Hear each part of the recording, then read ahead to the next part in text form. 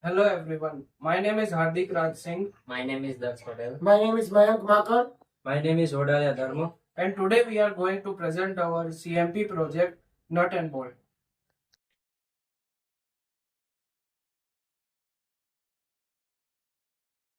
Applications of nut and bolts are fastening operations of columns and beams and various parts of automobiles like chassis and some parts of engine. Nut and bolts includes various steps like turning, facing, drilling and threading. Now further steps will be explained by my teammate Daksh.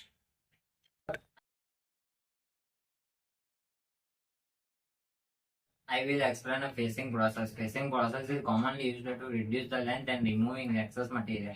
Well, first of all, we all taken hexagonal material and started facing operation with a single point cutting tool. Facing operation before dimension is 56 mm and after is 53.50 mm. Now the further information will be provided by Mayank.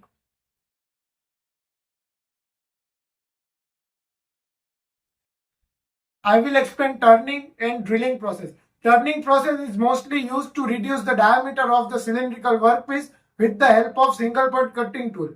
First of all, we set our workpiece in lathe chuck, and with the help of single point cutting tool, we reduce the diameter of workpiece to 18.90 mm to 12 mm. And after that, in nut, we created a hole of 11 mm with the help of sensitive drilling machine. And other information will be provided by the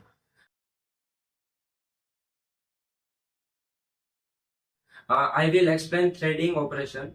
In a threading operation, in this process, we are doing threading with the help of external threading and internal threading. First of all, we have put our workpiece in the chuck and create an external thread with the help of external die in nut. And after that, we are make a nut with the help of internal threading with the help tape. In the taping, there is three type of tape. First was initial taping, second was mid, and third was final taping. With this, we have create internal threading. After this, all operations, we have create one nut and bolt.